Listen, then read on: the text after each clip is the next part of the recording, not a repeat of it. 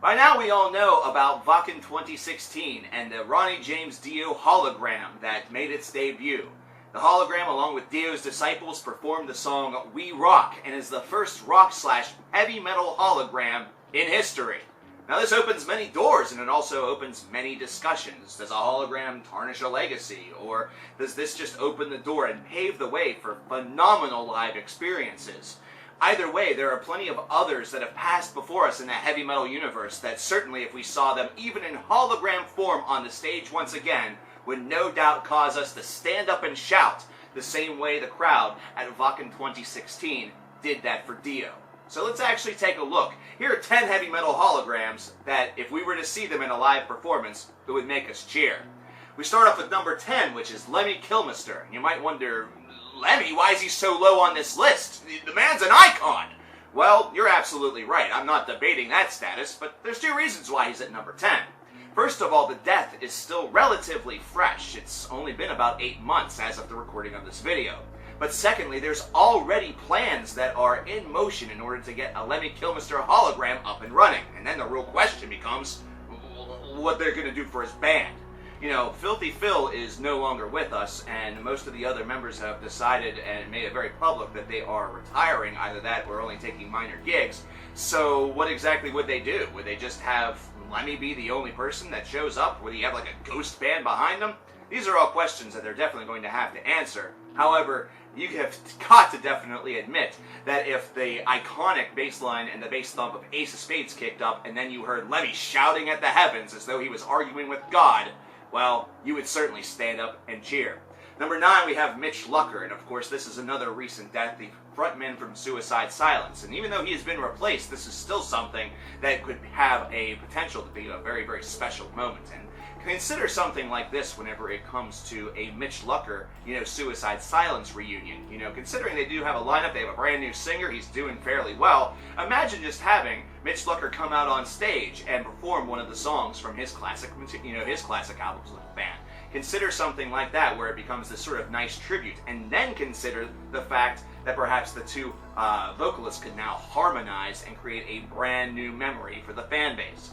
I'm not saying that Mitch Lucker in this capacity comes out and replaces and takes his place back, considering, well, he can't do any more material, not any new material, but either way, if this happened, I guarantee you that the capacity crowd that would be on hand would lose their marbles. Number 8, we have Val Farm, and this is, of course, from Vinder. Now, with Quarathon, for example, from Bathory, if you return him to the land of the living, you also have to somehow get his band back together. Valfor is actually a little bit of a curious and special case, considering most of his old band are still together in a capacity in the form of the band Vreed.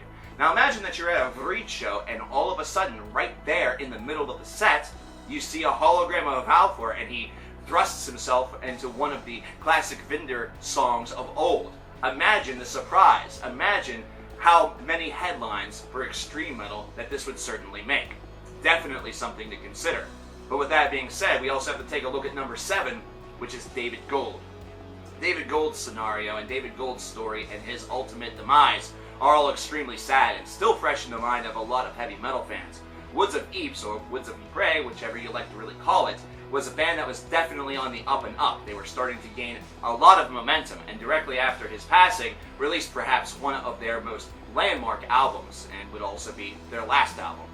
Either way, to see David Gould once again return to the land of the living in the form of a hologram, and perhaps, deliver odes that he had on some of those albums that seemed to signify that his end time was coming soon, would be a haunting and surreal experience that would certainly not only touch, but may even cause the hair to stand up on those that actually were fortunate enough to see it. Number 6, we have Dave Williams. This, of course, is the legendary singer of only one album for Drowning Pool. Now, I know what a lot of you guys are thinking. This is just a ceremonial pick. That way he can come out and say, let the bodies hit the floor, let the bodies hit the floor, let the bodies hit the floor, and rile up the crowd. Well, I'm actually not going that direction with this. While I like bodies, I think it would be a lot more iconic if you hear Drowning Pool with their current singer start off the opening bars and opening lines of Tear Away. And then whenever it comes to the part where it goes break, all of a sudden, out pops Dave Williams, and Dave and their brand new singer are able to combine together on that lyrical masterpiece. It would just be amazing to hear Dave Williams, once again, even in hologram form, just sort of smugly say, "God damn, I love me," because God damn, I love me that song. Number 5, Peter Steele, and this is one that would be, once again, sort of surreal. It's to the point where it's actually causing goosebumps on my legs, because imagine the darkened atmosphere.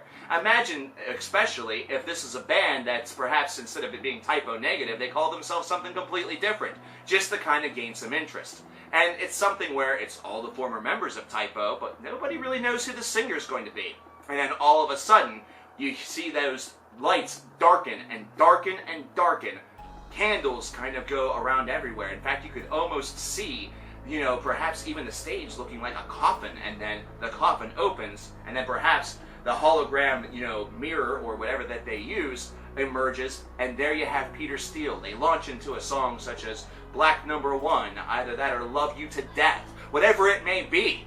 It's something where all of a sudden it becomes that much more special.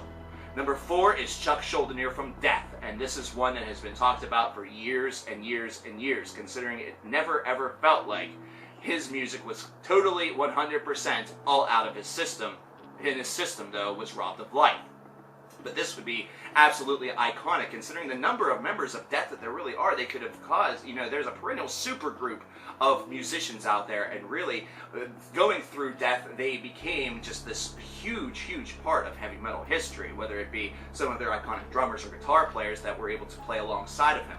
To see him live once again delivering some of the classics such as Crystal Mountain, either that or something off of Individual Thought Patterns, Scream Bloody Gore, Human, whatever it may be, Leprosy, why not? And how about this for something that would really touch you? How about Voice of the Soul being the song that introduces the hologram? If you don't know the song, listen to it and then just imagine it. It will bring you to your knees. Number 3, Dimebag Darrell. Of course, metal was changed forever in 2004 whenever Dimebag was shot.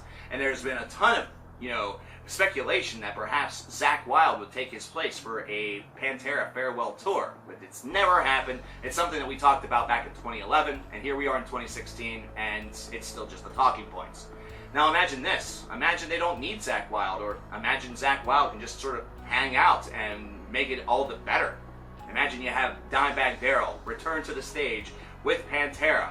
Imagine you have all of them on the stage at one point, and imagine just how much of a real heartbreaking and also, just a life-affirming concert that potentially could be. Imagine the actual emotion that you might actually see on not only a guy such as Vinnie Paul, but also on Rex, and especially Phil. I would fully expect a lot of emotion from Phil based off of this idea. Number 2, Cliff Burton. Probably one of the most famous hopes for a hologram. There have been tons of people that have not only wished that he was still with us, they wish that somebody else had died instead. Not cool.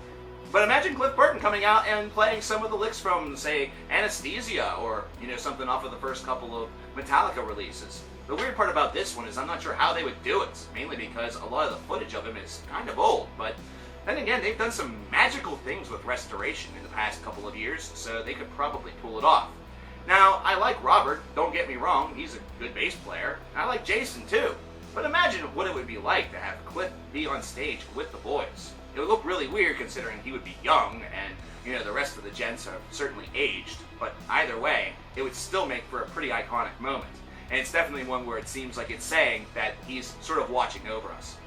And that brings us to number 1. Number 1 is Randy Rhoads, the oldest on this list, the one that has died and has been gone for right around, actually more than 30 years. We're actually chasing 35.